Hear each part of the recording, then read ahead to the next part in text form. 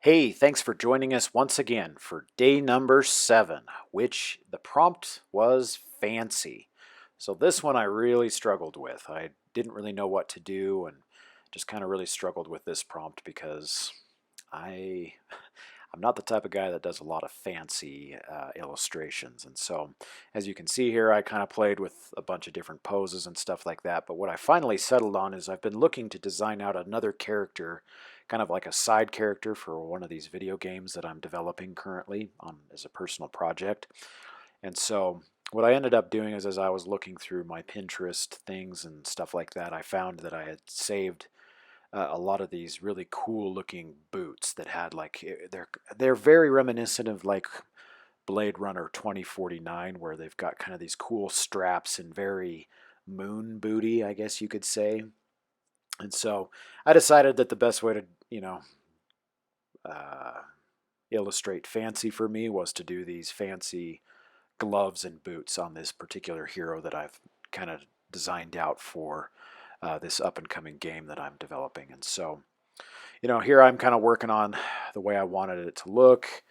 One of the big things that you got to keep in mind, especially that's the style of game that you're designing for, is you got to be sure that you're animating this. And I'm doing a bunch of hand-drawn pixel art for this game, and so I had to keep this hero relatively simple because the more complex you do this a character design, then you get to look forward to doing that drawing over and over again for each frame of animation. And so I went through a bunch of different variations and stuff like that just to just simplify him out because he was getting a little busy and just not something I wanted to illustrate every time for his animations. And so this was kind of the design I settled on, very kind of post-apocalyptic. He's got kind of just some worn robes and stuff like that, and some buckles, and then obviously he's got the fancy gloves and the boots that are very reminiscent of the cyberpunk, I guess is the new uh, genre, I guess is the best way to say that. So, but yeah, so just kind of shadowing him up here. Now that I got the initial design laid out and stuff like that, just now I'm in the process of coloring him. So a lot of the basic stuff. Once again, in one of my prior videos, I think it was for day 6, I believe, I kind of just really emphasized or kind of brought up the fact that I really struggle with kind of the color aspect of a lot of these heroes because it, especially when you're designing for superheroes, you don't want to do anything that's super over the top because they kind of come off as weird, and it's hard for when you're drawing for superheroes and comics to take a character seriously when he's got really weird and obscure uh, color scheme going on for his costume. And so especially for this character as well, due to the fact that he's going to be in a post-apocalyptic alien invasion style world. I can't do anything too over the top because he's got to remain in the shadows, and he's kind of a vigilante kind of a guy, fighting from the shadows and helping the people of Earth. And so, but once again, stay tuned to the end of the video. We're going to just do a brief backstory and powers, and I guess that's coming up. I'm about finished here with the coloring and everything. So we will get into his backstory and powers. So this hero for day number 7, which prompt once again was fancy, the hero's name is Renegade. So here is his backstory. 10 years before the initial alien invasion of Earth, these demons would abduct helpless humans and transform them into spies and future soldiers for the impending war.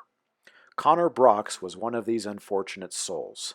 But lucky for him, the procedure to alter his biology failed, and instead granted him the access to the kinetic energy stored within his body's cells. While escaping his captors, he stole some fancy shoes and gloves that would grant him the ability to harness this energy and project his new powers.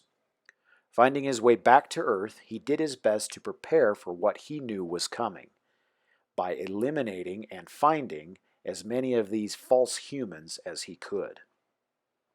So now let's get into his powers and abilities. So with His new ability unlocked, Connor found that and learned that he could do many things. Most prominently is that he could project through his fancy new gloves extremely powerful beams of raw plasma. These beams could be erupted in various ways, but each beam was extraordinarily devastating to whatever it was aimed at. One other thing that Connor stumbled upon was there was some prototype technology in his new gloves and boots that allowed him to project his energy through these gloves and boots and create power constructs.